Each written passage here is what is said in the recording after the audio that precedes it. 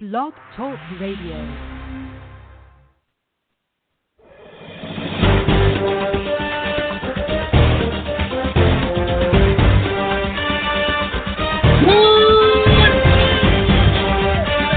Around this big, beautiful blue marble we call Earth, and wherever city you're listening into, welcome to a special edition of the VWU Sports Podcast.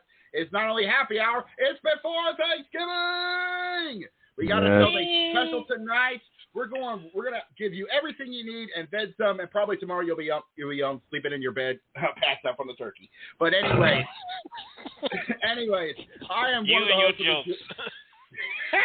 I am one of the hosts of this wonderful podcast, JB. I am joined alongside is my buddies, Brandon C. and Carter, and returning to the bar is, of course, Jose and our good friend, Cody. What is up, gentlemen?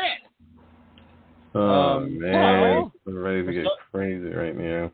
Hey, for some reason, the door was wide open for me to come back again. I'm the forbidden door of this bar, bitch. Anyway, we got a lot to talk about, so we decided to give you, the fans, a special edition. Instead of 1 hour, an hour and 30, we're going to give you 2 hours, possibly, of good talk about for sports. And we're going to kick it off because last Sunday, it was going to happen sooner or later, but we have kicked off the 2022 FIFA World Cup over in Qatar. Well, speaking of Sunday, we did tragically lose one of the greatest Power Rangers of all time. Yes, we did lose a great man in himself. You have probably heard about that, but rest in peace to the man himself. But yeah, we're not going to get too much into that because if we do, it will take us forever. We're going to get back to the FIFA World Cup because, as stated last Sunday, we have kicked off the 2022 FIFA World Cup in Qatar. Not a lot to talk about on Sunday, but on Monday was a different story because on Monday we had a lot of great games. More specifically, England saying that they really are desperate to get themselves the World Cup, but they put a whipping on Iran 6-2, the final in their game. Oh yeah. England. This Friday they're gonna have to face the U.S. And here's the big thing. Of course, we are in the same group, so we will be facing England. It will be a fight, to say the least, on Friday. So to all our U.S. fans, if you have friends across the pond, I suggest you put that on ice because patriotism will rise, and so will the salt. Yeah, I think also. Let me jump in a little bit because U.S. they did not have a good day. Was it Monday when they played against Wales? They did not have a good first game on Monday. Drawing to Wales 1-1 when the final whistle blows. So that is not good. That's not a good start for our boys in the stripes. You know what I mean? Yeah, I think that obviously that's not a good way for the U.S. to start, especially if you're in the same group as England and you're struggling against Wales, you're asking for trouble. Oh, definitely. And, also, earlier today, it wasn't a good day for some of these clubs because, first of all, the shock of the day, Japan beat Germany earlier today. I agree. Let me jump in for a little bit. We have seen in the past, in the most recent of FIFA Cups, that Germany is basically the dark horse of the FIFA World Cup. That's the team you're like, should I or shouldn't I? And this is not a good start for the German dudes to know that Japan, who is not technically good with football, came out of nowhere and knocked them out and beat them 2-1 in the second half. Damn. Also, today was not a good day for Costa Rica either. No. Thanks for coming. No. They got they got the participation trophy after they got destroyed by Spain 7-0. Yeah, thanks for coming. And Belgium. But speaking of the World Cup yesterday, oh man, this had to have been very awkward for Argentina because arguably Argentina has been the home of some of the most memorable players that ever come out of the continent, and they haven't won a World Cup since of course the late great Diego Maradona gave them the goal of the century, and they're on FIFA Cup against England. Man. And unfortunately, they fell flat on their face against Saudi Arabia 2-1. Jose Miguel, mind if I jump in here for a second? Jose, the floor is yours. This is really going for like the ball of my heart, and I know this might be an unpopular point to to start off with, and I feel very sorry for everyone. Leon Messi, I feel like he's a massive liability to the Argentina team. It's just that I just feel that way. Throughout his career, he's had so many chances to bring home a World Cup for Argentina. It's just that it just keeps slipping through his fingers, you know. I mean, it's not just that. It's not just the FIFA Cup alone. It's also goes to the La Liga and the UCFA European League as well. You can't do it all by himself, boys. I'm just saying. I feel let like. me jump in with some of the more scores. Because Denmark and go ahead, Carter. I can't pronounce this country. Hold on, let me Tunisia played to a 0-0 tie. Same with Mexico and Poland. Yeah, and France defeated Australia 4-1. So well, here's the thing. I've always heard there's always been a hierarchy when it comes to FIFA to international teams that do good in the World Cup. France is just borderline between potential cup winners to contenders, basically. You know. Like they got the talent. We have seen many great players come out of France. It's just that they don't know how to gel them together. And this is a good start for them here in 2022, definitely. You know. Absolutely. Let me jump back in with some more scores. Morocco and Croatia played to a 0-0 tie, and Belgium defeated Canada 1-0. Yeah. That's safe to say. This has been a somewhat good start for the World Cup. We have seen a lot of shutouts and a lot of tight knit games to start off the first couple of days of the World Cup. Yeah. And now we're going to take a look. And we got a couple games. Hold on, Jacob. Let me jump in one more time because we got games coming up on Thanksgiving. We got Switzerland and Cameroon.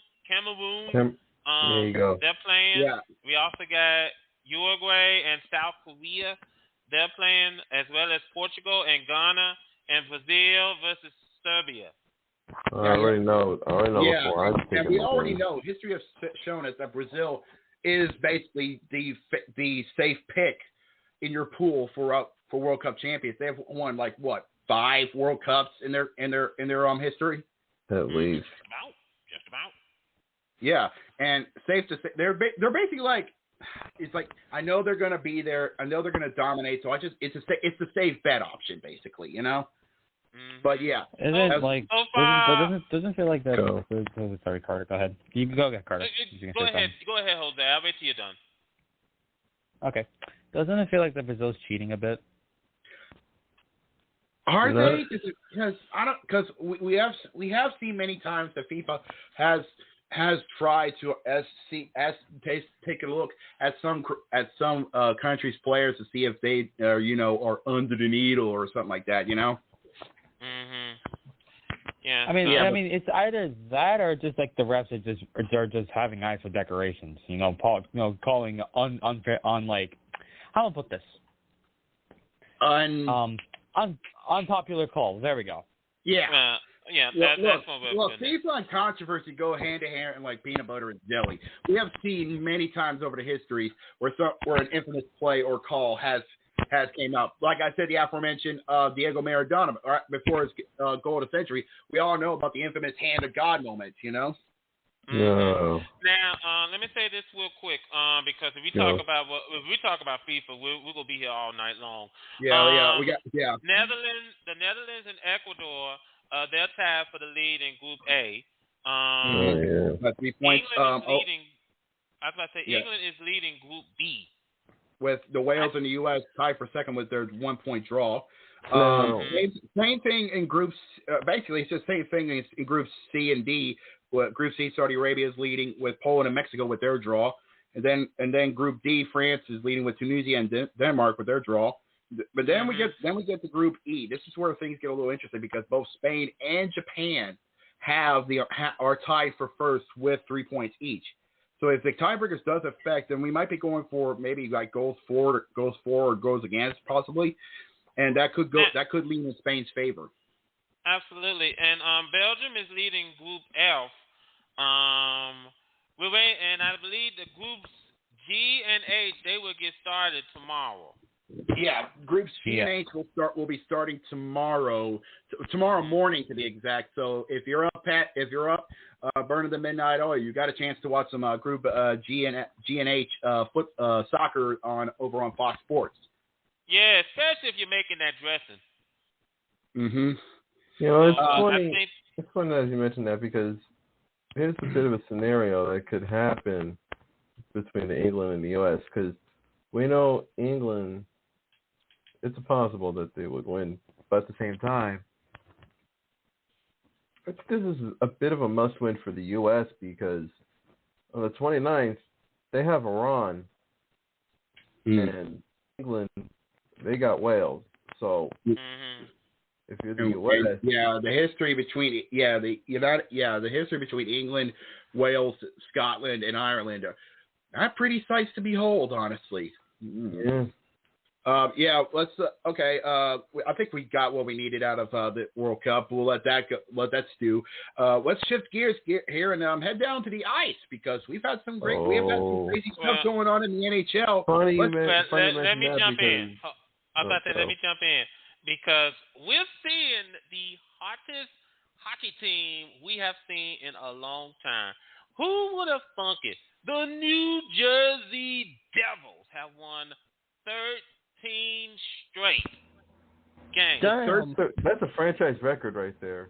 Yeah, a franchise record of 13 straight wins. 13 straight wins in their so far in the start of the season. And safe to say, we're starting to see the Devils of the 2000s that showed they could be vicious. With Martin Brodeur in between the pipes and great Devils legends just hitting it up on the ice. Absolutely. Mm-hmm. The Devils, they are playing against Toronto later on this evening at the top of the hour. NHL got some big games this evening since they're not playing on Thanksgiving tomorrow. They got some big games tonight. Definitely. We got the Blues and the Sabres. They're going to start off at the top of the hour between the Blues and the Sabres. That's going to be a good game. We also got the Coyotes and the Hurricanes. That's gonna be an interesting game. They also have the Rangers and the Ducks down at the pond. Yeah, it was safe to say we're just getting past the starting point of the NHL season, and we're seeing a lot of good developments with a lot of these teams so far. Hopefully they're lucky and hold too as we are about to hit once we hit the new year. We also got tonight. We got the Predators and the Red Wings. They're doing battle. We also got the Bruins and the Panthers. And congratulations to Patrice Bergeron for getting career point number 1,000.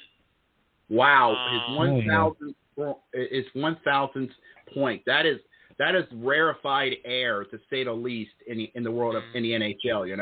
The only team that I know of that it made it to the 4 digits is of course Mario Lemieux of Pittsburgh fame. Well, actually I say that, but unfortunately he got injured a lot. And of course the great Wayne Gretzky. Oh yeah. Now let's hope that whoever created that Bruins jersey that was going to be for the Western Classic. Let's hope that person doesn't get run out of town.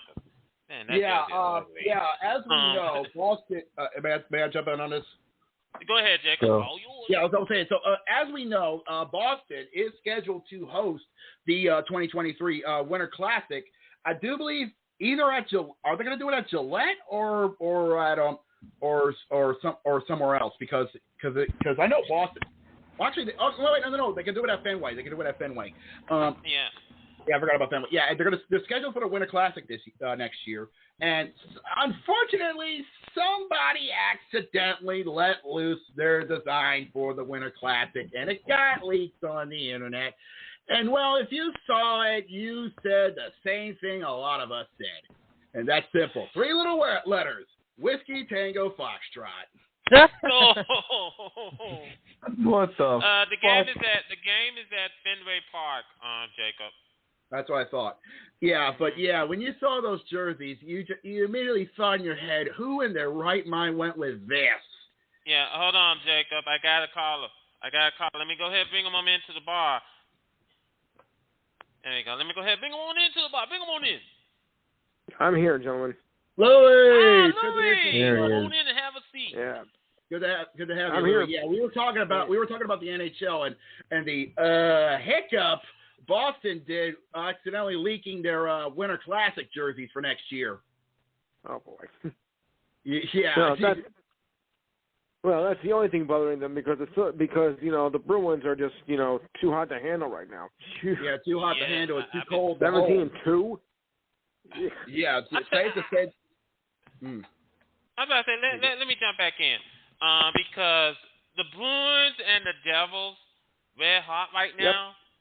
Yep. This is what a way for the season to start. Both the Bruins and the Devils, just like going back to the days of the 90s when the Bruins and the Devils were going head up in the head up in the metro, head up in the Metro basically. And it was just basically war in the Northeast, Sure. Absolutely. Mm-hmm. And don't count out the Rangers because the Rangers may not be getting the recognition they deserve, but they are definitely saying that they are ready for the long haul, if you know what I mean. Yes. Absolutely. Especially after losing that series to Tampa Bay last season, which they should have won. Yeah, it was dirty, no good. Best believe what happened to them at the end of the last year is basically reinvigorated the Blue Shirts, and we're basically seeing the Rangers team we know they can be, Yeah, yes. Absolutely. And as Brandon did bring up, they are playing against the Ducks later on tonight. So, over at is that at MSG, or are we going down the Honda? Or going down the Honda? I mean, it's going to be a 10:00 game because you're not going to play a 10:00 game in New York. Yeah, so it's in Honda. If you do, you're weird. So we're going down to the West Coast. Gotcha. But look, this has been a very interesting season because we're seeing a lot of teams that we know that has the potential to actually show their potential to possibly be Stanley Cup winners, i.e. the Rangers, the Devils, and Boston. It's just that we know this can happen. It's just that can they keep it going, or will they peak too early and cause a crash? Well, that's a key thing to consider, Jacob. You have a point right there because we have seen numerous times teams get on a hard start and then get to a point where they hit a wall and they don't recover. So we have seen that happen many times. It's not pretty, but hopefully, hopefully, most of these teams will keep this going and possibly be able to make themselves serious playoff contenders somewhere down the line next year before we hit the end of the show. You know what I mean? Yeah, and I think as we brought up about Boston. Boston is leading the Atlantic, while the Devils are leading the Metropolitan Division. So these streaks that both of these teams on Boston, by the way, they have won 7 straight. So far. They're 7 straight, and if we go overall, they're basically just one win ahead of New Jersey for the 1 seed. If we started the playoffs now, that's how tight. That's how tight that is between the Atlantic and the Metro right there. Absolutely, and and let's not count out the defending Stanley Cup champion Colorado, the Avalanche. They're in the West. Well, many will help. Yeah, here's the thing. Colorado, even though they're starting to get a little hot streak, they are only behind Dallas by just 2 points. Okay, in the Central Division with Winnipeg right next to them, and St. Louis and Nashville are just right behind them by 3. So basically the Central Division we're starting to see the Central Division start getting real tight. So we're going to see a lot of tight games coming up before we hit the end of the year. But I give you another shock, Jacob, because while Vegas is dominating the Pacific, look who's in third place in that division. The Seattle Kraken. This is something I kind of expected from an expansion team. We got so hyped up when Vegas made it to the Stanley Cup Finals in their first year. We're like, oh God, I can't wait for Seattle. They're gonna do the same thing, and then we realized, oh wait a minute, they're expansion teams. So basically, this is what we should have expected. A traditional expansion team takes about maybe 2-3 years at best to them start gelling and get a cooperative team, and this is what we're seeing right here. Okay. Absolutely. And Mind it's great for a second? Vegas is a different story. Mm-hmm. Yeah, and it's great to see the Kraken doing so well. Because let's be honest with ourselves. That city of Seattle, they're loyal to that hockey team. This is the second definitely. year. This is the second year, and almost like the Climate Pledge Arena is always crowded, always sold out. So and it's nice to see that fans, even though it's a new team, they will be as loyal as they've been there for centuries, basically. And there should be an example to freaking Adam Silver and the NBA. They're basically telling you, hey, we can be a loyal fan base to other teams. Have you ever thought about bringing back the Sonics? It's a possibility. Get in there, Jose. This is an hour ago. Well, 2 hours ago actually. From the Kraken. Jimmy Oleksika removed from IR. Oh, he's off the injured reserve. He will be ready to face off. He will be ready to return to the lineup Wednesday night against San Jose. So tonight they'll be. Yeah, so tonight he returns. So tonight when the puck drops at 9:00, we'll see him come back. He'll be back on the ice. We keep, we keep on saying tonight. We're gonna have to break off into Genesis, going tonight. Oh my God, Daddy! That'd be a lot of confusion right there. Okay, there's Ted Carter off. Yeah, but we got a lot of great. Yeah, we got some big games here coming up tonight. Puck drop will be coming up in just under an hour. We got the Wild playing host to the Jets over at AXL Park. I can't remember their name. On their stadium. I'm sorry. XL Energy Center. Okay, I had it right. As stated, the Blues are going to go up to Buffalo to take on the Sabres. Hopefully, the Sabres can get a good bounce back and hopefully stop hitting the slumps. As you said, the Predators heading up to Detroit to take on the Red Wings at the Little Caesars Arena. Mm-hmm. We got the Coyotes heading across state, heading to the East Coast to take on the Hurricanes. The battle of the top of the Metropolitan as the Maple Leafs head down to the Rock to take on the Devils and possibly shatter that 13-game streak. Absolutely.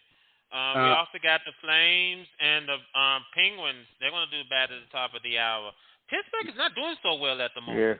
It's been a rocky start for the Penguins, but it's still way early in the season, and they can have a chance to bounce back if they can get everything back together. Yeah. Also, we got coming up at 7:30 Eastern. We got the Oilers. They're going on over to the USB Arena. I hope I pronounced that right. To face off against the Islanders. Yeah, USB Arena.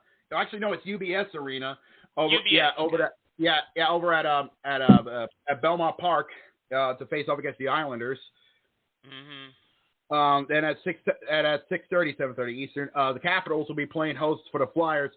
Basically, for both teams, this could be a chance for them to start their bounce back because they've had rocky starts on their own sides, Yeah, that game is going to be on TNT.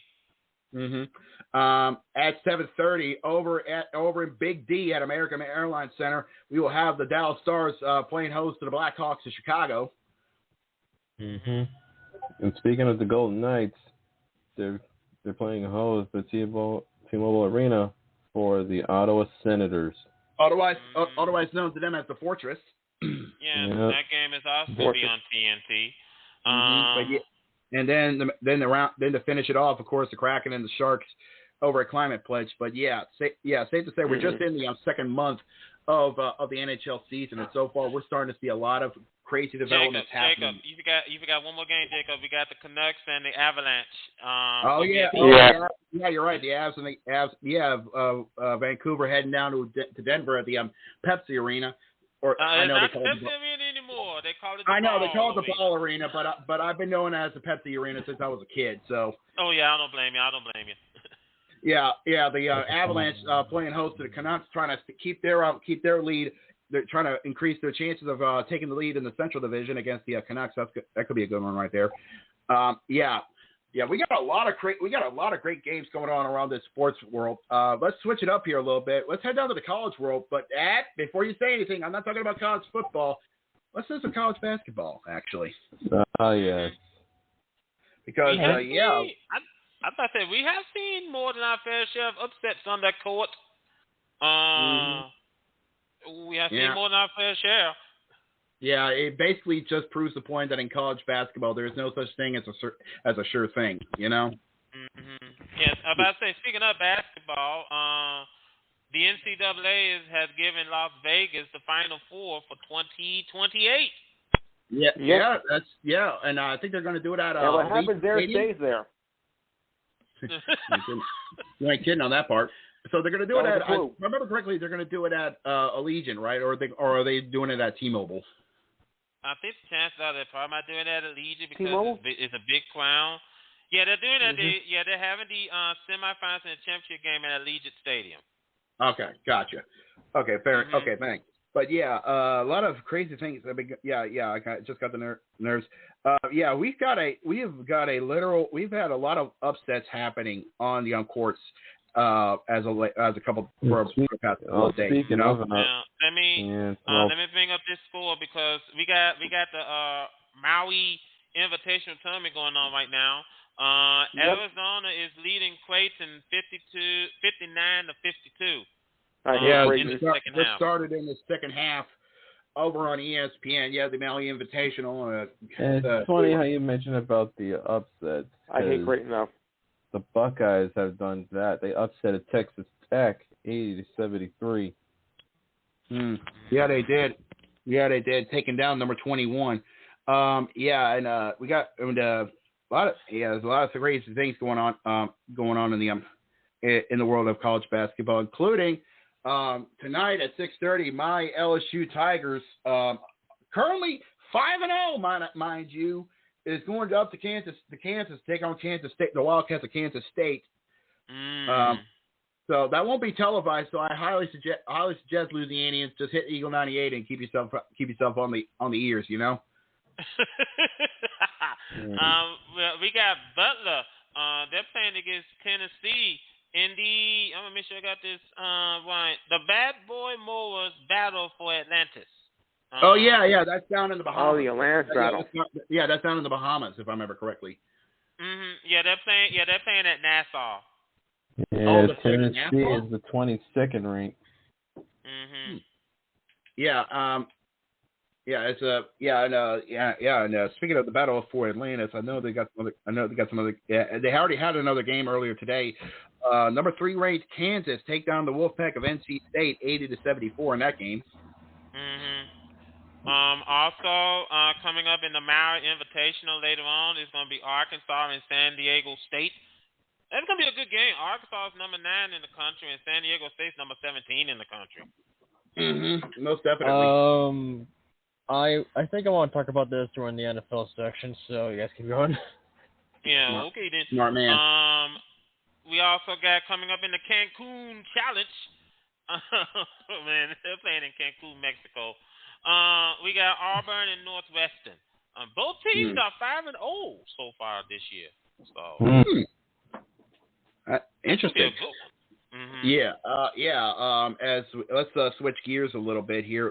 You know what? We haven't had a chance. You know what? We never gave them the time of the day. Let's get the ladies out to play and talk about them on their side of the courts. You know. Hold on, because I want to talk about the game that they played not too long ago. Number 1 versus number 2. South Carolina played against. I'm trying to think who they played against. Was it Stanford? Let me go back just to be sure. Let me check. I got the sports up for this week. I can tell you. Yeah, it was South Carolina versus Stanford, and it South was Carolina. The Gamecocks defeated the Cardinal in Stanford 76-71 in overtime. So that was as close as you could get. And you know what? You got to give Don Staley, the head coach of the Gamecocks, Lady Gamecocks, you got to give her credit. She has basically built a dynasty in South Carolina. And and she goes out, she recruits, she knows what players to get to mold into her system, and then she builds from there, and then makes a dynasty out of it. And I'm pretty sure some of the folks in the WNBA, they're watching very closely because they can, when the draft comes around, they can draft some of these women to be on that team. Definitely. Concerning the fact that we all thought in the women's world of college basketball, it would be the dynasty of UConn, as we all remember the great streak they had of over 100 wins. But then they dropped it. Then they dropped another, but they didn't win the national championship from, if I remember correctly, Mississippi State. Mm-hmm. Yeah. Yes, I mean that just goes to show you anything can happen. Virginia Tech defeated Missouri today in women's basketball action. Final score of that game was 73-57. The Buckeyes, the Lady Buckeyes, defeated Wright State 105-52 earlier today.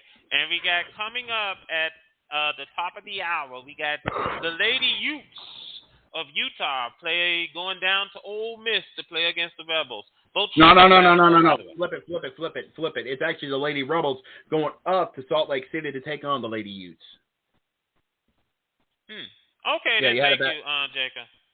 Yeah. Like we said, we always talk about men's college basketball, but you have to realize that the women's side is just as competitive, if not a little bit more. They don't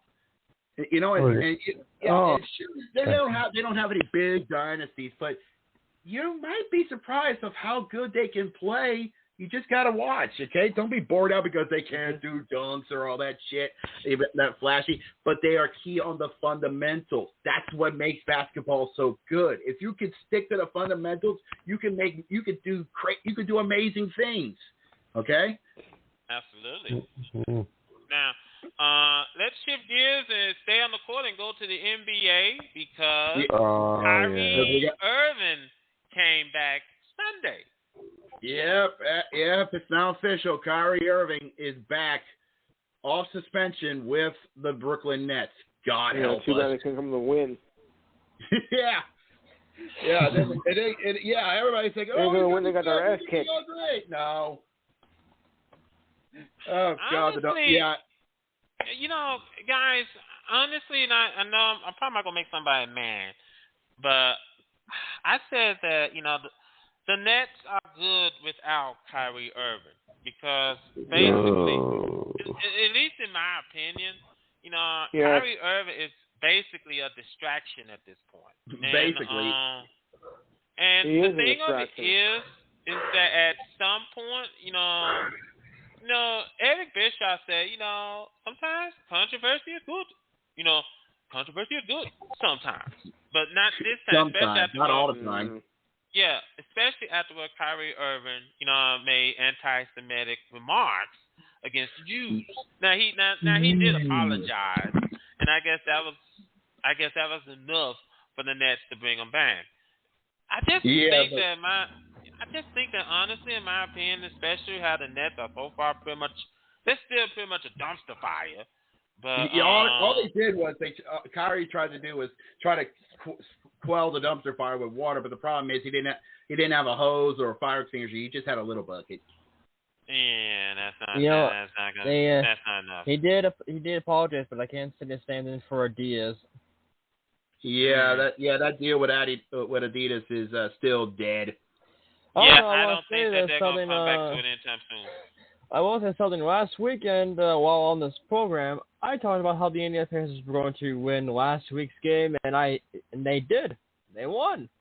Yeah. Hey, there you go, buddy. This weekend they got two games. One against the Timberwolves and one against the New York Nets on Friday. Actually, speaking of Timberwolves, tip-off is coming up in about less than half an hour over at Conseco Fieldhouse between the Pacers and the Timberwolves. So far, the Pacers are 10-6. 10-6 on the year. Good start for the Hoosier faithful. So we also got coming up. We got the Wizards and the Heat playing against each other at the arena because the county, Miami-Dade County, is trying as hard as they could to get FTX off of the arena name. I think it's because they still don't legalize sports betting, so they don't want that within 30 feet. Well, hold on, Jacob. Hold on, Jacob, because what happened was that this company, FTX, they did cryptocurrency. Mm-hmm. And this company went belly up, and they had to file for bankruptcy. Ooh, that's why Miami. That's why Miami-Dade County is trying to get their name off the arena. Yeah, that's and there's what a lot happened. Of people. Yeah. By the way, there's a lot of people who invested in FTX and they lost some money. Tom Brady. Rule 1: do not spend your money on cryptocurrency. That is the worst decision you'll make in your life. Something tells me you've done it before. Yeah, it does actually, but yeah, you're right, because not all cryptocurrency is going to actually get you somewhere in Maui with a big ass mansion, a big ass yacht, and a lot of bitches. You know? That's true. That's true. We got coming up also. We got the 76ers and the Hornets. They're going to do battle. Something tells me the Michael Jordans are having a bad season so far. 4-14. This season, this has been Jordan's calling card since he became owner of the Hornets. Nah, I see your point. But by the way, it's been bad ever since he took office. Great player, Hall of Famer. Go ahead, Jacob. Okay. No thing. Michael Jordan, greatest player of all time, Hall of Famer, great man. Problem is, he's a horrible owner, man. Doesn't matter if you got 6 rings or 27. Doesn't matter if you're making millions of dollars, broke records, and got yourself a guaranteed wing in the Hall of Fame. If you can't do anything as an owner, the one that I think Michael Jordan should have done. Okay.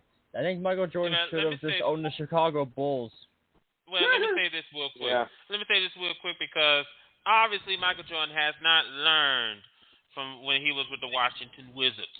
So that's pretty much obvious now. So he hasn't learned anything. So he should just brought in somebody that knows how to run a basketball franchise, and he just be a hands-off owner and let them do it. But just worry about paying the bills.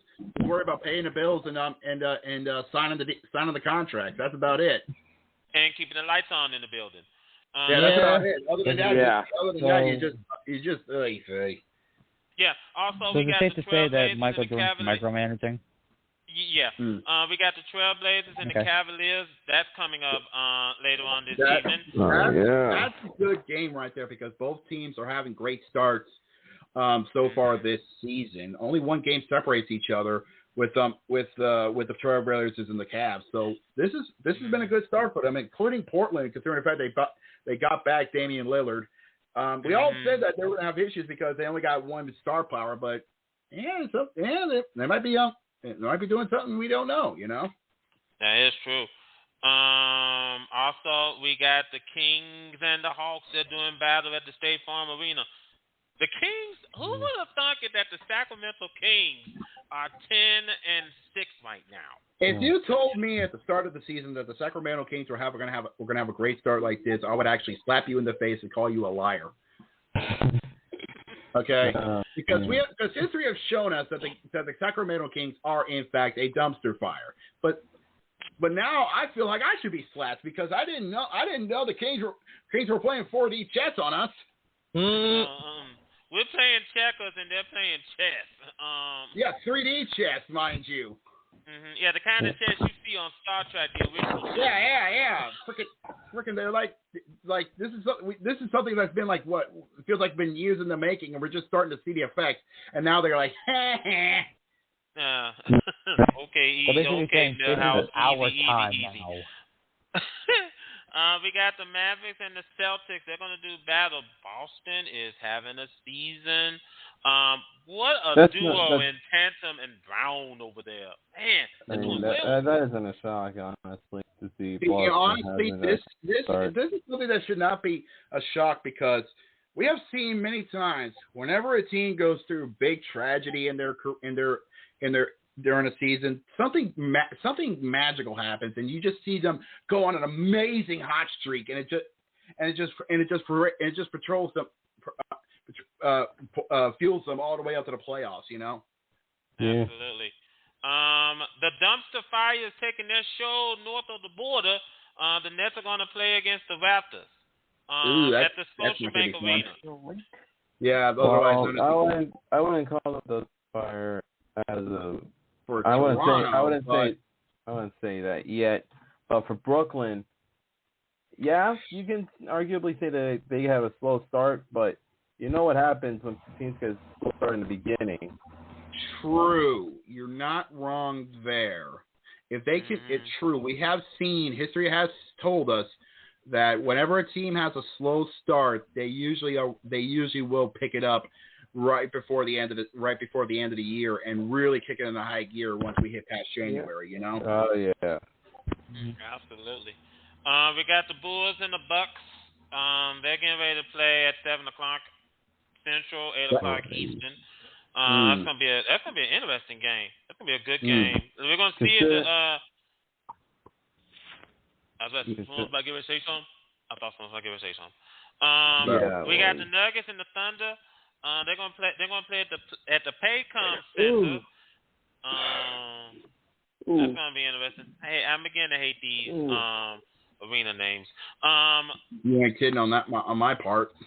Yeah, we got Jacobs Pelicans. They're gonna play in San Antonio at the AT&T Center against the Spurs.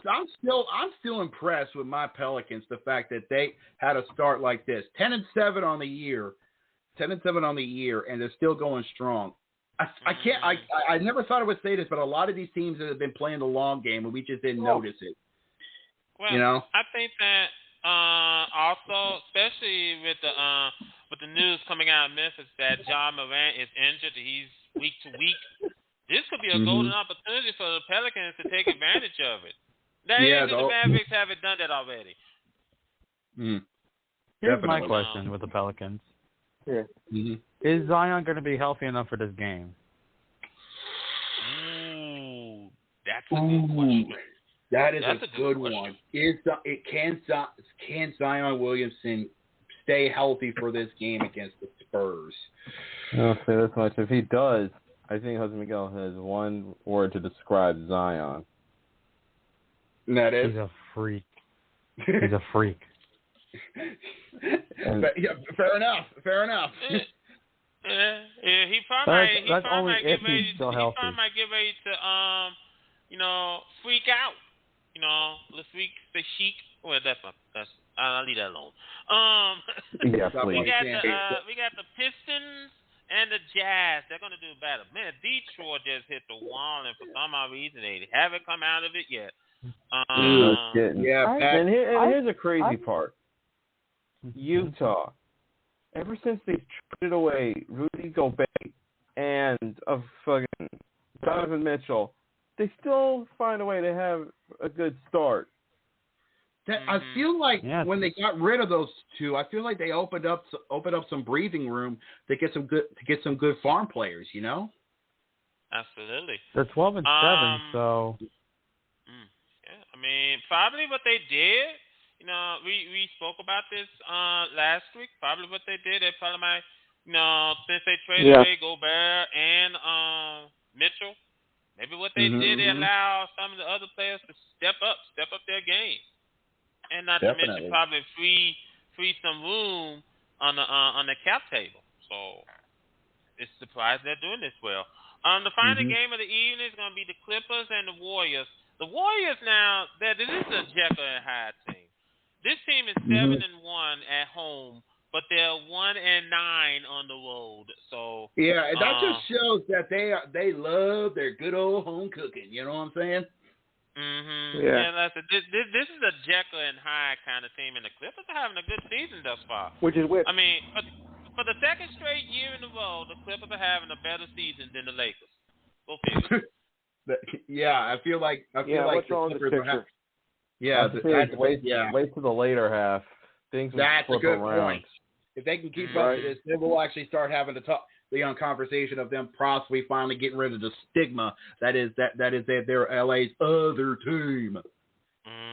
Other team. Yeah. But let's switch it up a little bit here because of course let's talk about college football because as we just saw I think a couple nights ago we have another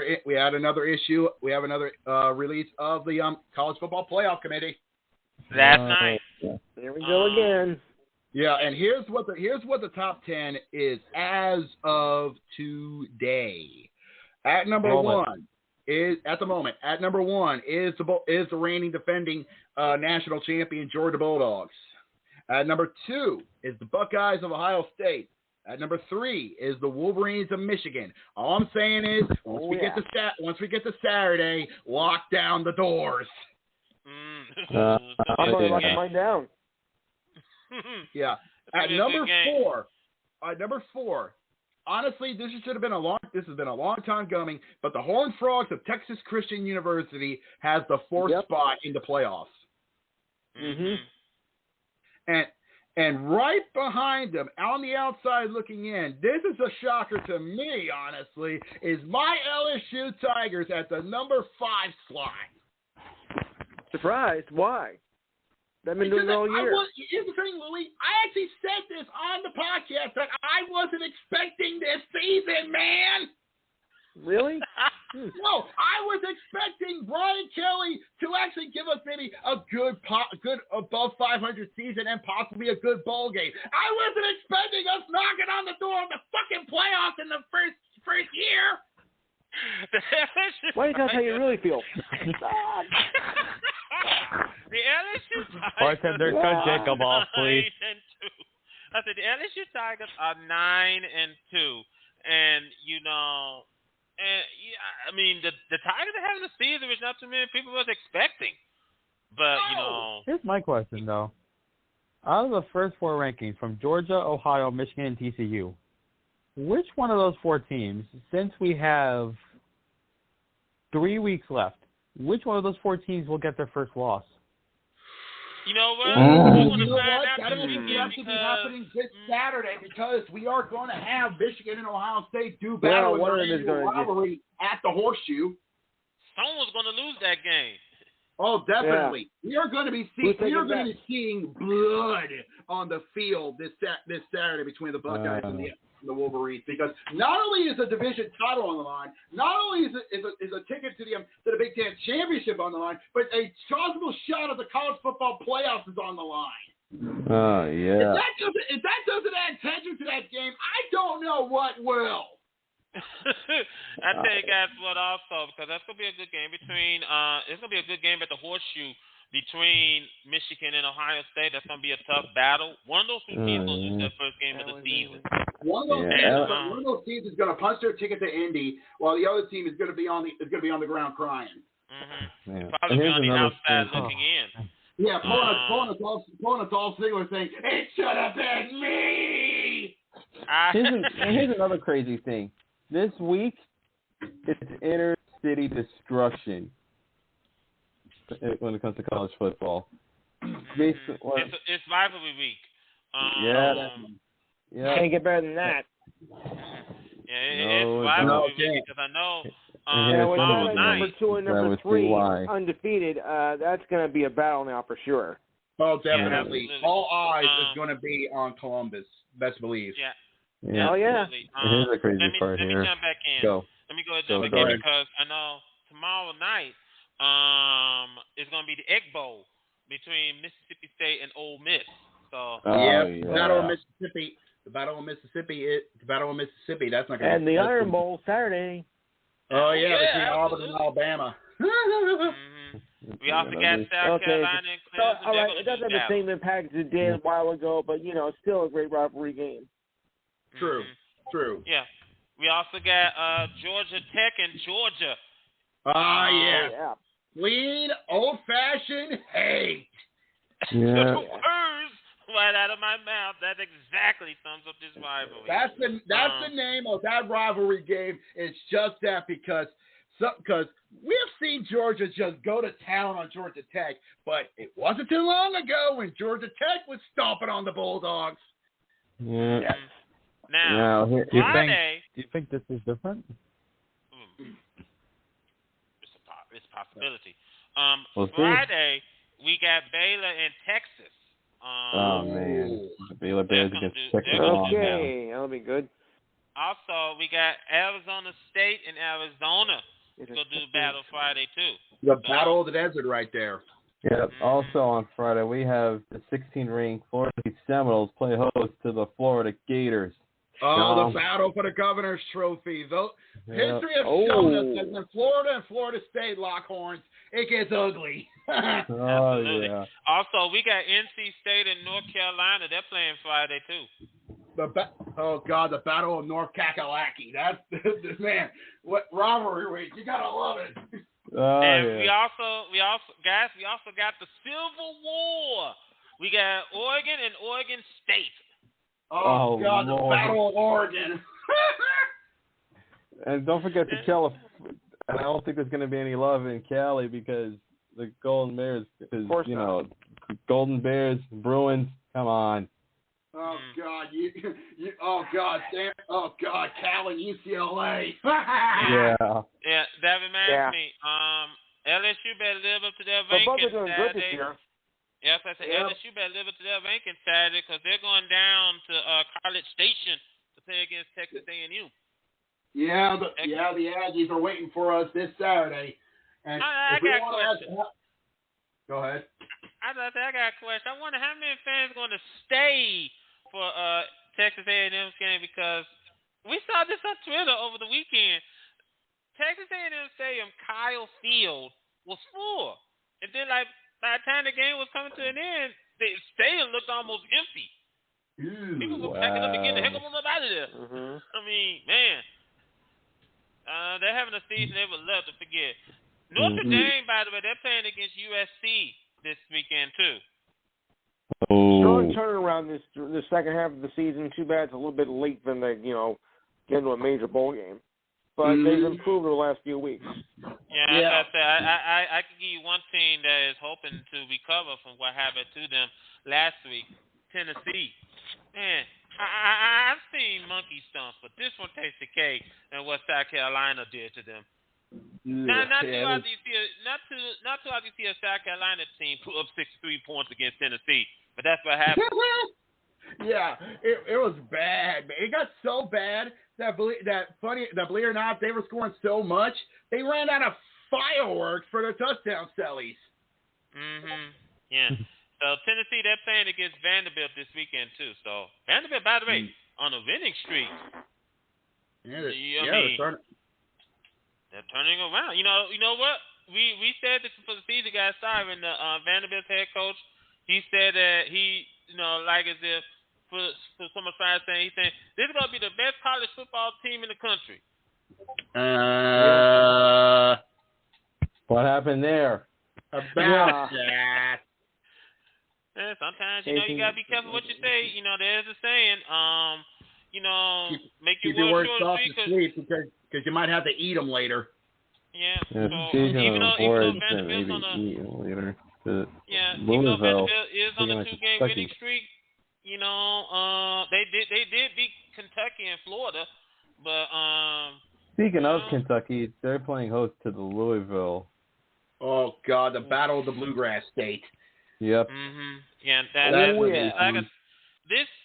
like I said, this weekend it's gonna be huge, and it's jam packed, and a lot of rivalries will be settled.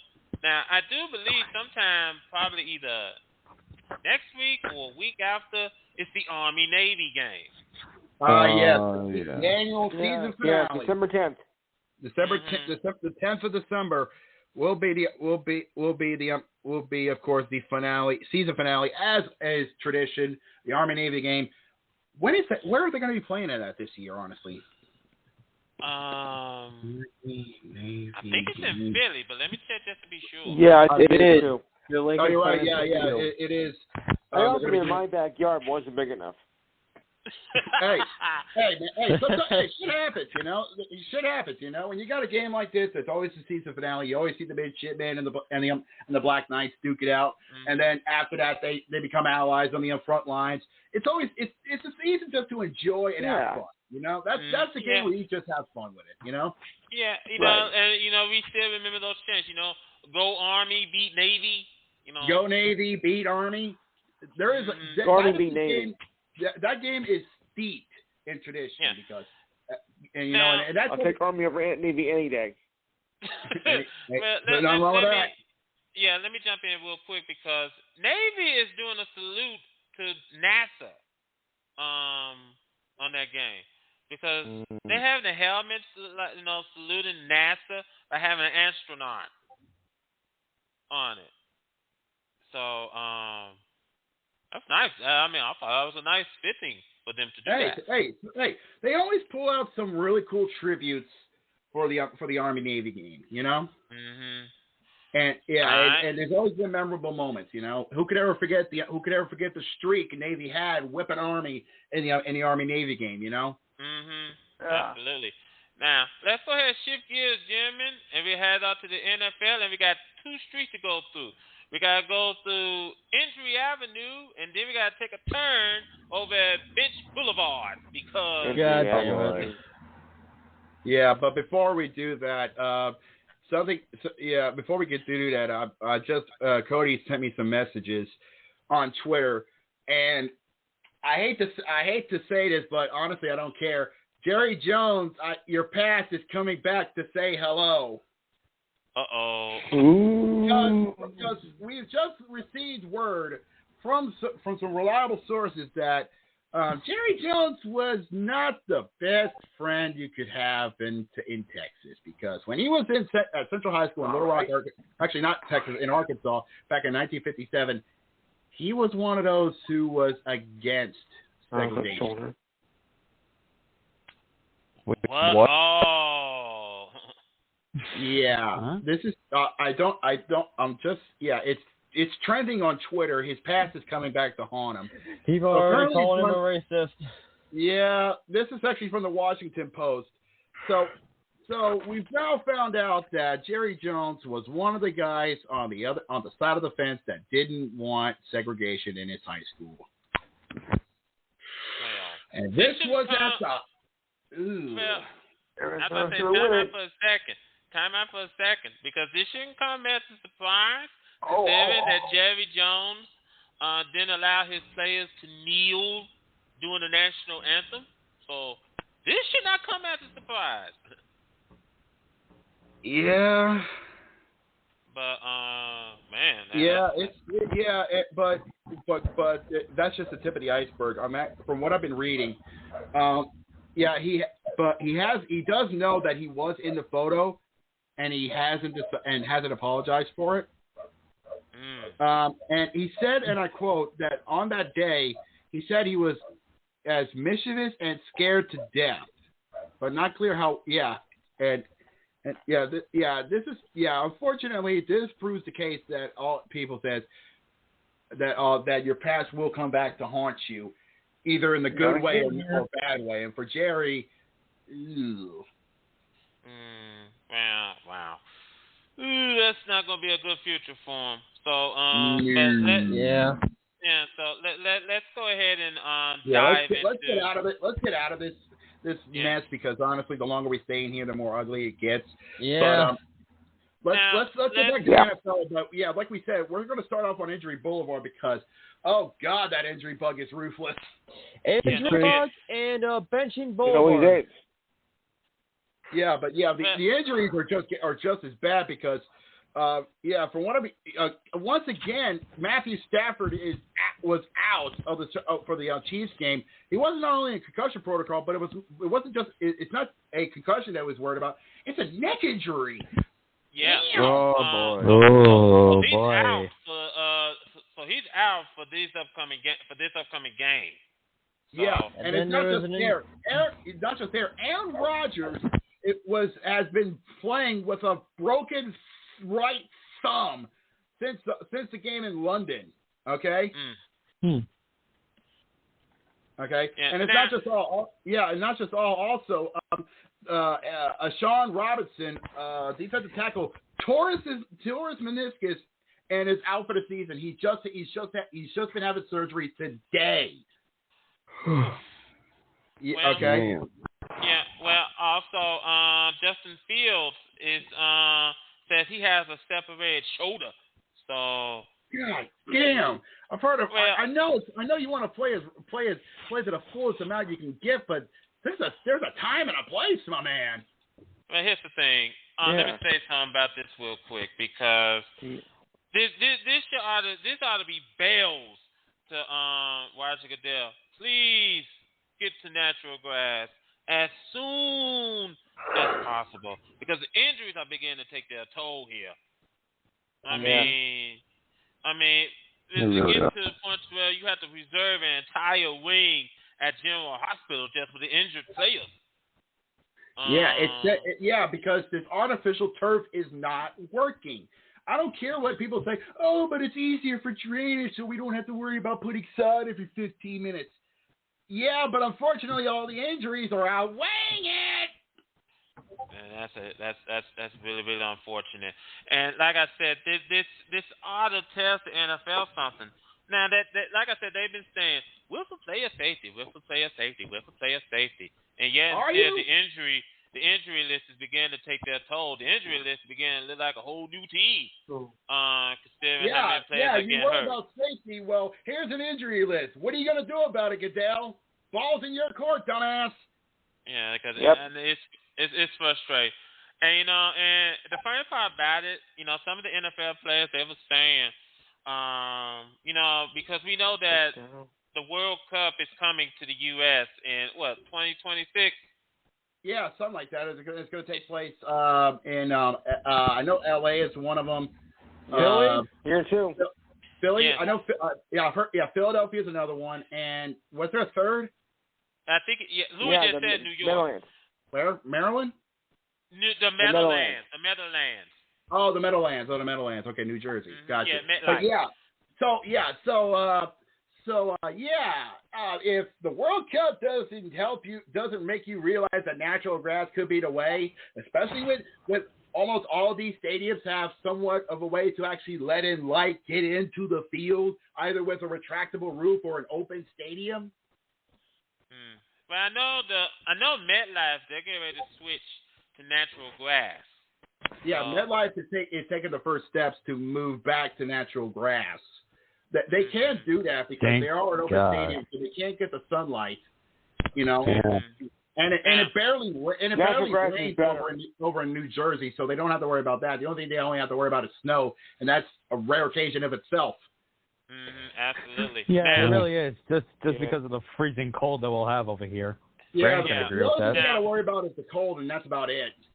Now, let me jump back in because I said we was gonna go down Injury Avenue. Then we're gonna take a turn to go down Bench Boulevard because a lot of players have gotten the bench, and we have, and unfortunately for you, Cody, that includes your Colts because. Well, actually, no, it doesn't because you actually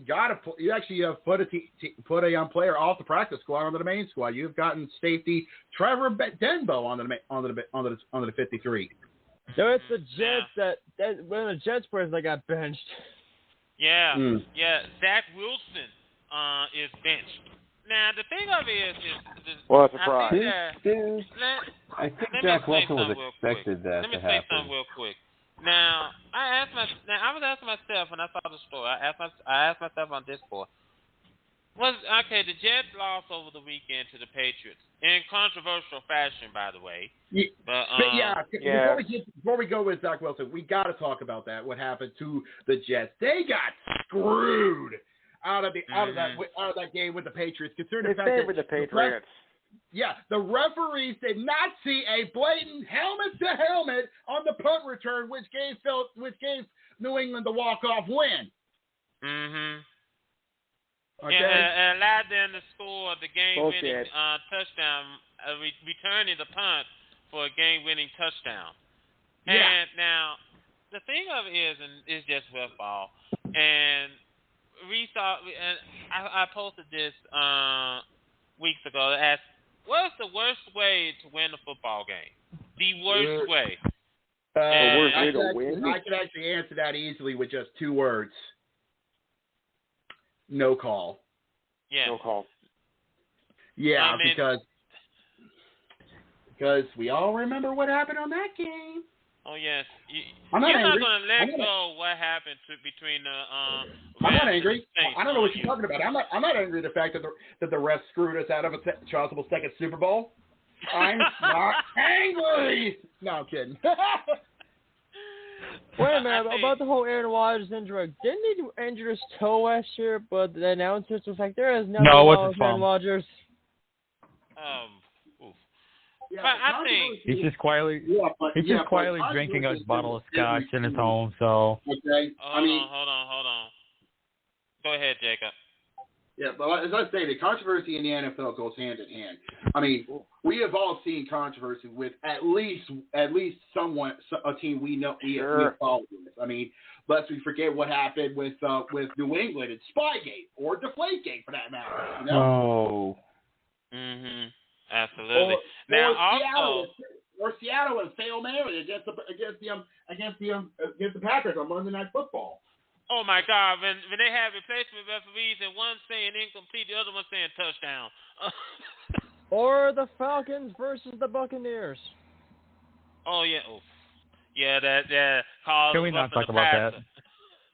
Mm-hmm. But everything is roughing the passer at this point.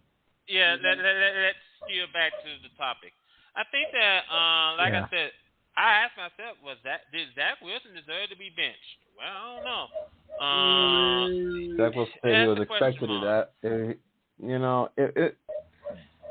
For Zach Wilson, I think in his own mind, it's expecting considering how bad it was against the Patriots last week. But if you flip the coin, every quarterback has had at least one bad game in their career.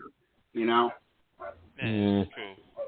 Okay, now, like no quarterback who has a Hall of Fame legacy has stated that he did not have one bad game. Brett Favre could tell you that firsthand in his final years with Green Bay. You know, Kurt Warner could tell you that firsthand when he was with the Rams before he got cut. You know. Yeah, I'll say this. Because the way we're going, the Jets might as well just draft a turnstile behind center. Because I swear, it's a revolving door. You know how people make fun of the Browns having so many starting QBs and they got on a shirt. The Jets are going down that same direction. Yeah, you're not wrong. Yeah, and the thing of it is, Joe Flacco's gonna be the backup, so that means that Zach Wilson's gonna be the neighborhood for that game. Joe, the only thing elite about me are the socks I'm wearing Flacco. Oh, good Lord.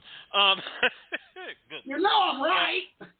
True, but also over the weekend, hats out to the Bills fans for making sure that the Buffalo Bills get to Detroit.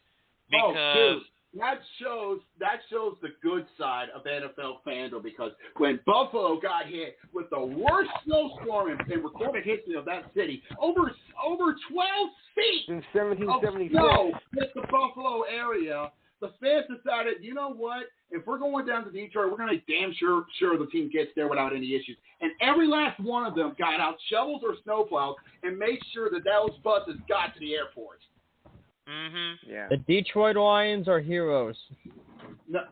Well, the Detroit Lions are helpers, but you got to give props to the fans and the people in the city of Buffalo to make sure that their Bills made it to their scheduled game. And it's not. Well, we're gonna have another game for that.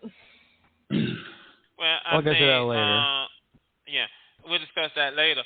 But I think also, if you're looking at over the weekend, we saw Heartbreak City, and I mean seriously, Heartbreak City. The Colts had the lead over the Eagles, and then the game just slipped from their fingers. What happened? Oh, Cody, I know this from a fact that you felt like you just got hit. You were a glass pane and someone threw a rock at you. Or a Colts fan had a heart attack. That too, but yeah, they were doing so well against the Eagles, but it just slipped right through their fingers, you know. You know, I'll just say this.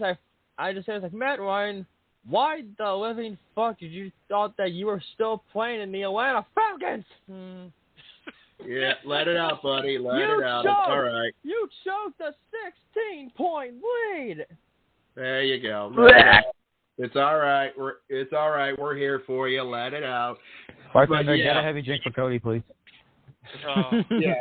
Whoa. We understand. Yeah, it's all right. But you have to believe that the Eagles, even though they got their only loss to the Commanders, that they're still showing that they still hold the keys to their destiny in the NFC East. You know what I'll say then? Next Monday, we don't have a game on Sunday, which is actually good. We got a game on Monday. Oh yeah. Oh, you're going to prime time. Yeah, but it's against the losing Pittsburgh Steelers. We'll get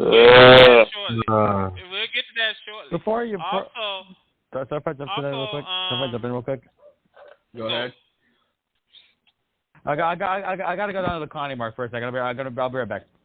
Okay. Uh-oh. Okay, so apparently the clown's back at it again because we can't go 1 month without him doing some fuck shit. Great. Can we just let that? Can he just leave us alone? Oh. I don't want to talk about that asshole. Oh dear. Oh, yeah. Enough from the clown. Thank you. Thank you. This motherfucker decided to pose a nude. Why? Yes, Giselle Bundchen. Leave it alone, damn it. Enough from the clown. Thank you. God sake. Now, let's get back on topic here before the show gets out of Yes, control. please. Please, let's get rid of this disgusting taste out of my mouth. Jesus Christ. The Titans defeated the Packers on Thursday Night Football. I think it's said it too soon. I'm just gonna say it. The Packers season is dead. Now I'm telling the God honest truth, they're 4-7.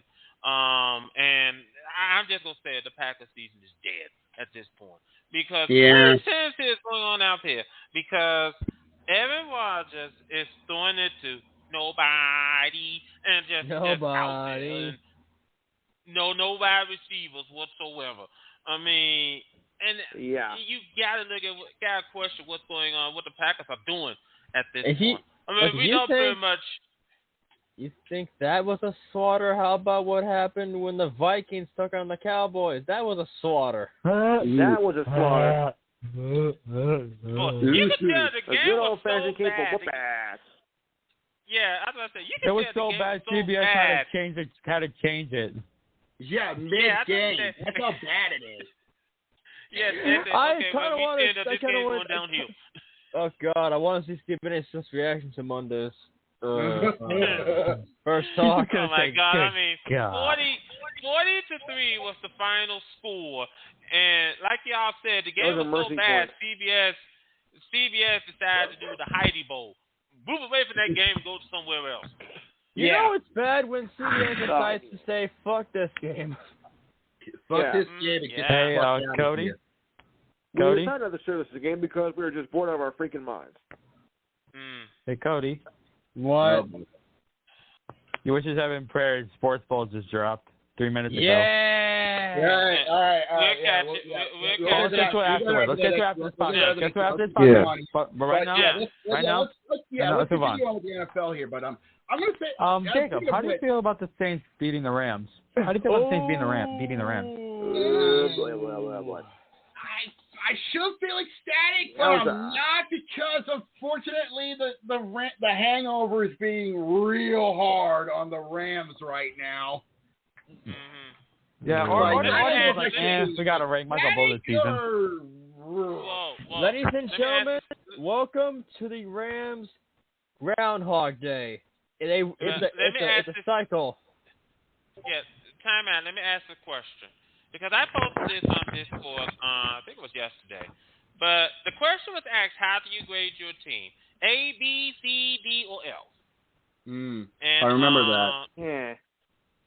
Now, like I said, so far, after 12 weeks, I'm giving the Buccaneers a B, which means they're playoff bound for one reason and one reason only. Have you seen the NFC South? Yep. Okay. What do you want? Absolute my Colts. dog Grade my shit. Colts. What do you want? I know I'm putting my Saints at a D. Yeah, concerned. Yeah, I should be concerned. I feel like the Colts are in the. I feel like the Colts are in the middle, are at a C minus. Honestly, they're borderline on D. And of course, our friend Ray gave that's the just me Raiders being L. nice. That's just me being nice, man. Yeah, I was about to say, our friend Ray gave the Raiders an F.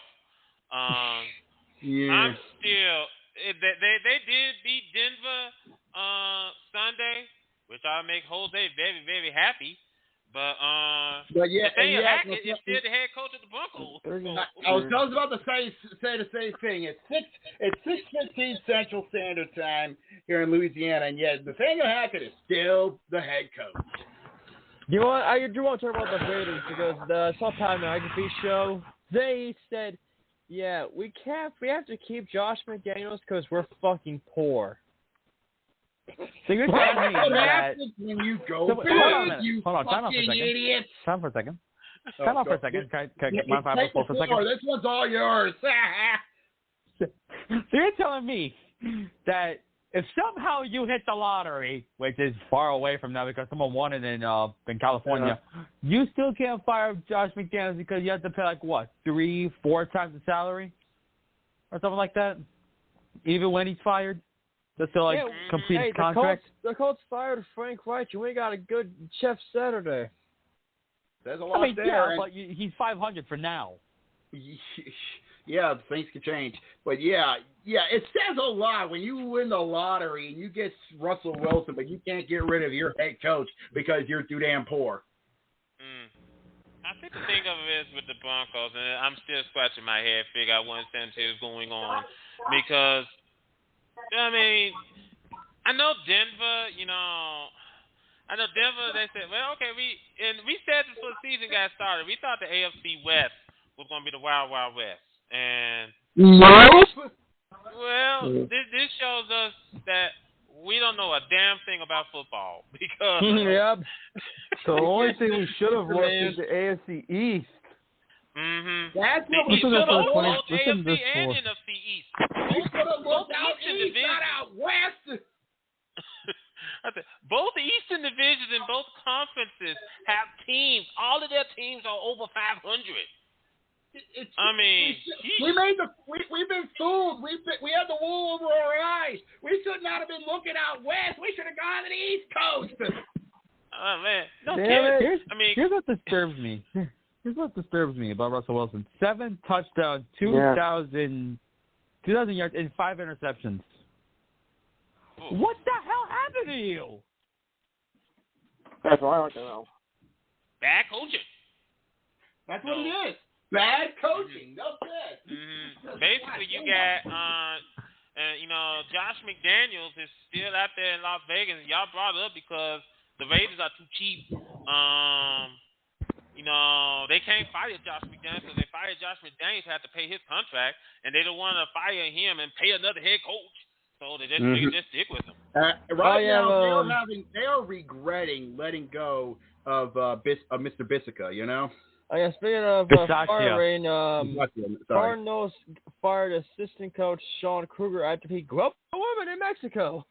Yeah, we saw that was a smart choice. Yeah, just leave them down there with the drug cartels down there. Not our problem. We're out here buying. Yeah, the best part about that game is when let's take a look at what's going to be going on this week, week 12 of the 2022 NFL season. And you know what? Start off with the Thanksgiving game. Whoa, wait a minute. One at a time, please. Sorry. But yeah, it starts off with the Thanksgiving games. And we got a lot of games coming up for Thanksgiving, like Brandon has said. Starting off, we got at the nooner slot. It's traditional. It's the Lions playing host to the Bills. Yeah. We got the Lions versus the table destroying Bills Mafia. I know Eric's gonna watch that game. It's basically they actually started the tradition of the Thanksgiving games. And also, this is the Bills thanks to having the Bills use their arena. use Ford Field. Yeah. So, but yeah. Then at the 3:30 slot, we got another tradition. The Cowboys AT&T Stadium. Battle of the 7-3. And then wait a night, we got our Amazon football. Ugh. Well, I wouldn't say that. This is on Amazon. That's on NBC. Yeah, consider the fact that it's the Patriots and the Vikings rounding out Thanksgiving football. Yeah, that's on NBC. Oh, no Amazon game this year? No Amazon game this week. It's on NBC. Yeah, it's on NBC. No Amazon games this week, so calm your chills. All right. Yeah. I could say that all three of these games are a house fight, but I'm not sure on that because here's the thing. Somehow Detroit's getting better, and that's scary. Dallas murdered the Vikings, and Giants lost to Detroit last week. So I guess you can say that the Giants are coming in with a grudge on their shoulder, and the Giants are coming in with their tops flying out. They're sharpening their axes. They're punching. They're hitting the heavy bag till it bleeds. They are getting ready to head down to Jerry World and show them Cowboys what's up. Meanwhile, Dallas wants to take the Giants to Ram Ranch. Look. I can tell you this firsthand. The history between the Giants and the Cowboys ain't pretty. No, it isn't. I can tell. Let's hit the Sunday games. Yeah, starting off on the Nooner slate. Let's get it. Let's start off on the Nooner slates.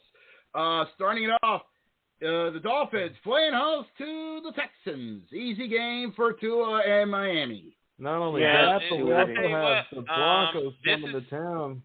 And technically the Charlotte against the Panthers. Hold on, Ben.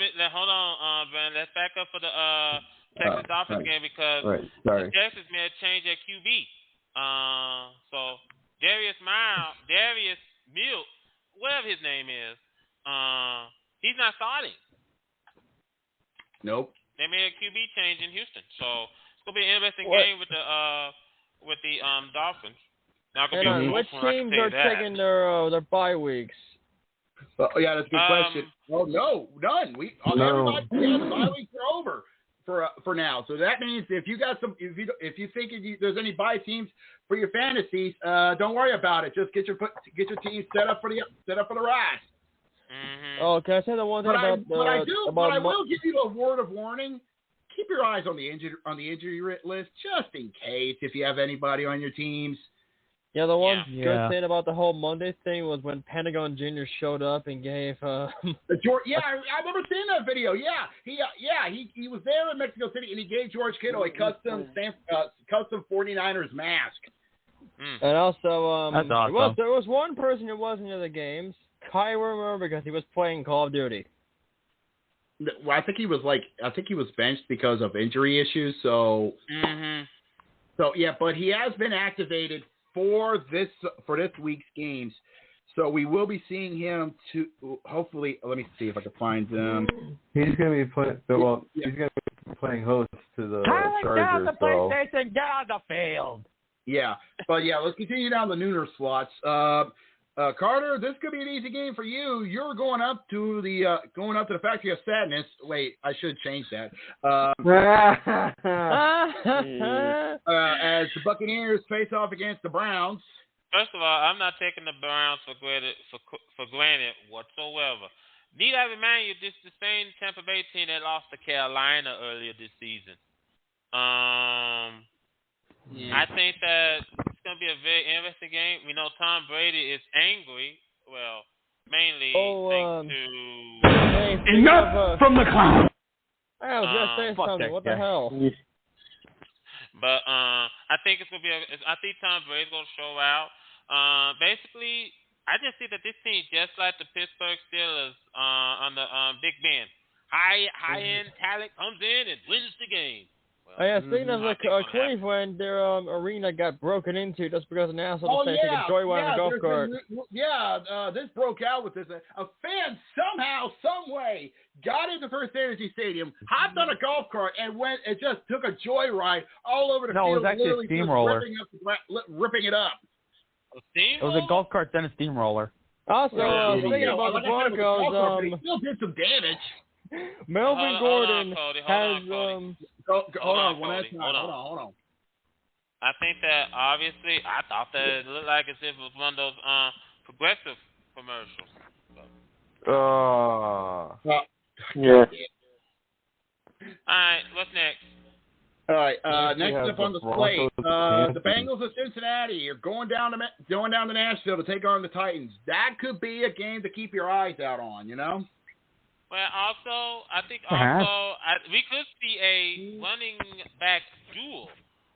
Joe Mixon, Derrick Henry, both running all over the field. Mm-hmm. That's gonna be interesting. Definitely. Mm-hmm. We could be seeing a good old fashioned running back showdown, over at Nissan Stadium. Absolutely. I know you guys ain't gonna mention about what's happening between the Broncos and the Panthers. Oh yeah, I was gonna say that. I think here's the thing. Yeah. Here's the thing. If everyone out there, if you're pending to watch this game, just don't. Grab your remote and skip it. Yeah, because Melvin Gordon left. Sorry.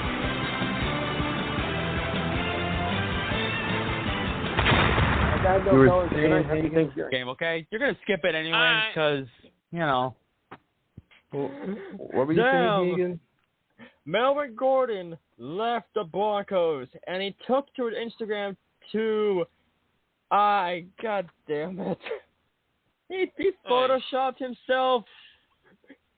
I know that photo so fucking well. We all know it.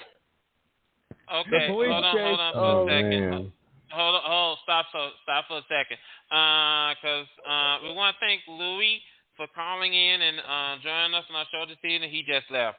And as always, let's give him some love. Go check out the Enhanced Sports Podcast every Saturday at 5 Eastern, if I remember correctly. Wherever your podcast you find available. As always, give him a call. His voice your opinions and talks about stuff. I think it's like 512-543. What were the other four? 512-543-4662. Yeah, that's 512-543-4662. Go check it out. Look up the Enhanced Sports Podcast on wherever you find podcasts available, either iHeart, Spotify, or here on Blog Talk or anywhere else. But word of warning, as we always say, he likes to keep his shows on the clean side. So please, for the love of God, don't go on there and say you came from here and you start cussing out like a madman. Yeah. Okay. Yeah, we don't have any. We don't have any drunken sailors. Go ahead. Yeah. Get back on the other games. We have the Ravens going against the Jaguars down at TIAA Bank Field. Oh yeah, TIAA. You said it wrong. Hold on, you said it wrong. It's the Ravens versus the Jags. Get out of here. It's just the Jags. Wait, shouldn't we name it Emmett-Teen Ratfield? Oh no! Don't do that. You ruined it, dang it. Damn you. Yeah. We heard about what happened at the stadium. The concession stands were a poor excuse where they found rodent droppings and dead rodents. Yeah, 2 dead rats and a lot of rat poop. You know. Yeah. That must have been a shitty situation. That's what you get for not taking care of your stadium, huh? I mean, okay. That's what you get for not taking care of your stadium. Look at FedEx. Moving on, please. Moving on. We got a game up in the Meadowlands as the Jets play host to the Chicago Bears. We're going to see a debut. Well, not the debut. The return of Mike White. He's starting QB. And you know the tree has been begging for Mike White to come back under center. Mm-hmm. Yeah. Also, we don't know whether or not if Justin Fields is going to be playing because he does have a separated shoulder. So let's not forget about this, guys. I know it won't happen, but say the Dolphins lose, the Bills lose, and the Jets win. What would that say about? It's going to be tough to say, honestly, but here's what I'm thinking, right? Say the Dolphins lose, but the Bills win and the Jets win. Yeah, what happens then? It's going to be a race. I mean, we did talk about this on the last week when we all thought the Cowboys were going to win the NFC North, but there was a lot of things they had to happen. Cowboys is the East. The Vikings. We thought the Vikings were going to win the NFC North. But either way, you did put up a good point. You don't try to go in for the sure thing. Not yet, at least. Wait till about the tail end of the season, then we'll talk. Okay? Yeah. Yeah. And speaking of that, we have the Falcons and the Commanders. I tell you what, it's nice seeing. First of all, I think Heineke is back as starting QB for this game. I don't think Carson Wentz is going to start for the Commanders again. At least I don't think so. But the Falcons, they had a victory, 27-24 against the Bears. I think it was against the Bears. But yeah, it was. And I think that it's going to be a good game. Atlanta, they want to stay in the race for the NFC South because anybody can win that division at this point. Oh, you ain't kidding on that one. Yeah. And speaking of the West, as I just mentioned, Chargers and Cardinals at State Farm Stadium, Glendale. So this could be a game that Kyler Murray Let's see how back. Brandon Staley's gonna fuck over Let's see how Brandon Staley's gonna fuck over his team that day, huh? Good point. Yeah, good point. One of the freaking games there was 4 games that had a lot of little scores. Yep. And because the defense was good, that's why. No, Ravens, Patriots. What else? Good. I think that obviously,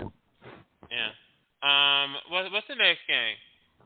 We have the Raiders going up to Seattle to face the Seahawks at Lumen Field. This is going to be interesting. Yeah, it's not going to be interesting. It's not going to be interesting. Dr. Daniels, that's all I got to say. Yeah, I was about to say, I think Hit Kid is watching this game very closely. Because here's the thing. Hit Kid is basically playing with house money right now because he's got a chance to get a top 3 draft pick with the trade from Denver, and possibly he could have the Seahawks make it to the playoffs without Russell Wilson.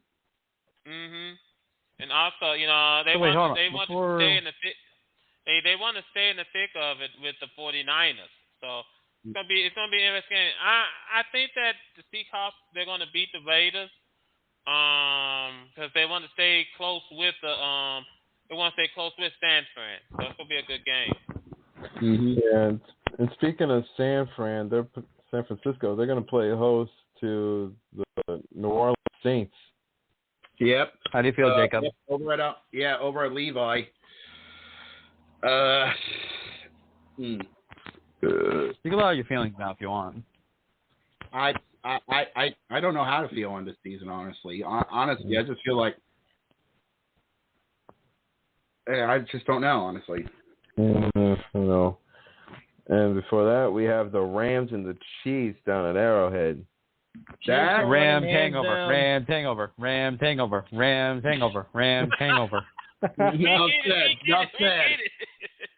No, I think it's going to happen. I think Patrick the Cobra, everyone's going to walk. Okay. Anyways. Okay, you were saying, Cody? Yeah. We're going to have Patrick Holmes just give them more alcohol. Just make them get alcohol poisoning. Yeah. Now, prime time. We have the Packers heading to Philly to do battle with the Eagles. Can the Eagles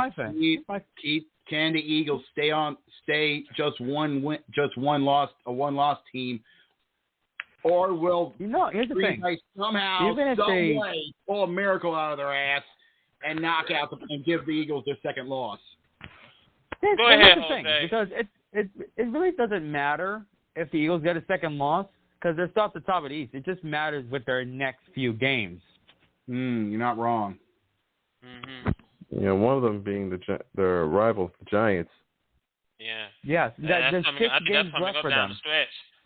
Yeah. So it doesn't matter if they got like 2, 3 losses. If they got like 11, 12, hell, maybe 13 wins, they push themselves into a bye spot, and that's about it for the NFC East. You're not wrong there. If you saw the seeds as of last night, if the Eagles keep winning and they barely get like a loss or two on the way to the end, they will definitely get the 1 seed for the NFC and get the bye. You know? Yeah. Yeah. And Monday night they we got had good the offense. Steelers They got good defense. It's a balanced core. It just matters on how they'll play it correctly because they have so far. It's just that one sting against the Commanders. They only have one hiccup, and that's about it. Yeah, now, just a few hiccups, and that's about it. Yeah, but now Brandon did say the Monday Night Football game is going to be the Steelers and the Colts. First time this season in Minneapolis is going to be doing Monday Night Football. Yeah, I want to talk to Cody for a second. Okay. Cody, you still there? Yeah, yeah. I just want to know. I want to know your initial thoughts when it comes to your Colts hosting the Steelers in Lucas Oil. Wait, how many times have we fought the Steelers? God. Good while. I'd say a bit too. Yeah, it's been a while. I'm not gonna lie. I think the last time the Steelers and the Colts. Yeah, keep going, Ken. What I think we either won or lost. Well, here's the thing, right? Because as been shown from like the last few weeks, Pittsburgh hasn't been themselves lately. They haven't been themselves. I think everyone can agree here. They have not been themselves lately, correct? It's the side effects of not having Captain Fatfuck. Okay, here we go. It's for the better. Okay, last time the Steelers and Colts fought, it was basically the last game of Captain Fatfuck. Just 2 days after Christmas, they lost to the Steelers 28-24. So say that you win against Pittsburgh, right? Let's say that you win that game, right? With that win, you're still chasing Tennessee. But with that win, you'll probably still be in playoff contention at that point. I don't think matters so. On how many wins you'll get next. That's kind of matters the most for Jeff Saturday. Yeah. And again, and then the Steelers Colts record of 26-6. And do I think the Colts are going to win over a downfall Steelers? I think, yeah. I just probably think the game will be like less scores. You might also look like at how that's what they're supposed to do. That's what I say. You probably might have to look at how the Steelers played against the Bengals, and how that game went. And and then the Steelers took a win, a loss actually over the Bengals. So that's something to consider. I think this will be a good game. Basically, will Jeff Saturday get his second win in his career? Yeah. If it's a downfall Steelers, I think that's Colts are like their plan is just waiting for the prey, and I think the Steelers are gonna get killed. Well, anyway, before we wrap a bow on this show, we just want to wish everybody a happy and safe Thanksgiving. Indeed. Enjoy tomorrow. Enjoy your time with your family. Have a lot of fun. Just remember, go easy on the wine and not go crazy on the turkey. Okay. And for the people who are going to Black Friday shopping, stay safe and don't get fucking killed.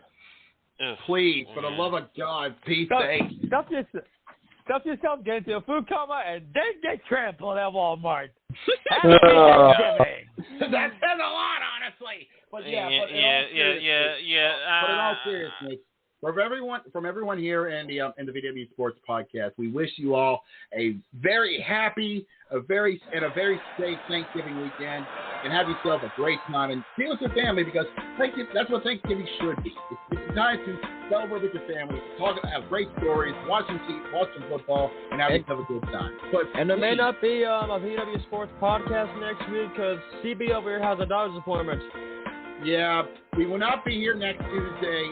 We do apologize, but hey, real life shit happens. But we will be whenever we get a chance to do the show, we will make sure you will hear it the first chance you get. Come by and listen to us always on Blog Talk Radio. And if you want to listen to past episodes, go for it. Our video on demand has every episode, not only on Blog Talk Radio, but check it out on also iHeartRadio and Spotify if you can.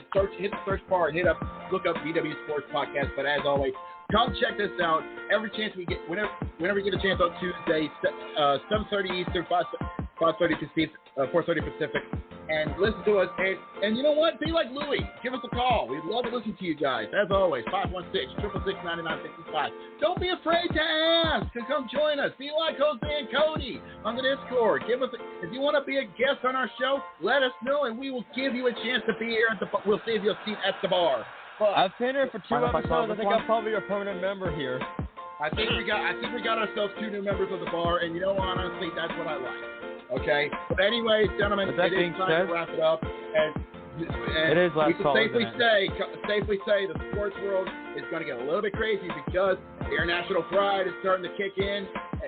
College football and the NFL is getting into the tailspin.